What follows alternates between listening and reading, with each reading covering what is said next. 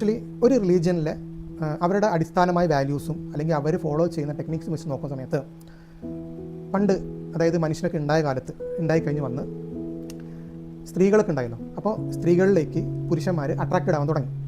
അതായത് ഒരു പുരുഷൻ തന്നെ അട്രാക്റ്റ് ആവുന്ന സ്ത്രീകൾക്ക് കല്യാണം കഴിക്കാൻ തുടങ്ങി. അവിടെ നമ്മൾ പറഞ്ഞ പോലെ ആൽഫ മെയിലിൻ്റെ ഒരു ഡോമിനേഷനാണ് അവിടെ സംഭവിക്കുന്നത്.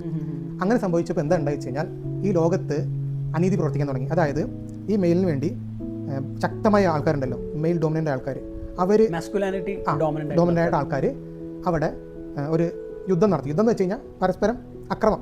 അപ്പോൾ ആൾക്കാരെ കൊല്ലുക, അല്ലെങ്കിൽ വേറൊരു ആൾക്ക് താല്പര്യമുള്ള സ്ത്രീയെ എടുത്തുകൊണ്ട് പോവുക, ഇങ്ങനെയൊക്കെ അക്രമങ്ങൾ പെരുകാൻ തുടങ്ങി. ആൾക്കാർ മാത്രം ജയിക്കുന്ന ഒരു സിറ്റുവേഷൻ വന്നു. അതെ, അതിന് എന്ത് ചെയ്തു, സെർട്ടൻ നമ്പർ ഓഫ് റൂൾസ് കൊണ്ടുവന്നു.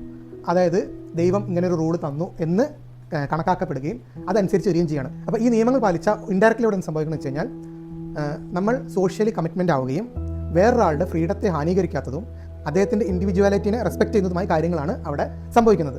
അപ്പോൾ ഇത് ഒരു റിലീജിയനിൽ നിന്ന് ഫോം ആയ ഒരു കാര്യമാണ്.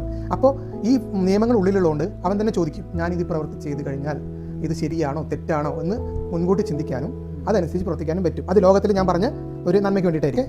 ഇനി ഇത് പൂർണ്ണമായിട്ട് നമുക്ക് ഈ റിലീജിയനെ കണക്ട് ചെയ്ത് പറയാൻ പറ്റില്ല. കാരണം മനുഷ്യൻ ജീവിച്ചിരുന്ന സമയത്ത് തന്നെ, അതായത് മനുഷ്യനുണ്ടായ കാലത്ത് തന്നെ മനുഷ്യൻ്റെ ഉള്ളിൽ തന്നെ കുറേ മോറൽ വാല്യൂസ് ഉണ്ട്. അപ്പോൾ ആ മോറൽ വാല്യൂസൊക്കെ പിന്നീട് സൈക്കോളജി ആയിട്ട് അല്ലെങ്കിൽ നമ്മൾ എക്സ്പ്ലെയിൻ ചെയ്യുന്ന പോലെ കാര്യങ്ങളായി മാറിയത് പിന്നീടാണ്. പക്ഷേ ഓൾറെഡി മനുഷ്യൻ ഉണ്ടാകുന്ന കാലത്ത് തന്നെ ഉണ്ടായിരുന്നു എന്നാണ് ശാസ്ത്രം പറയുന്നത്.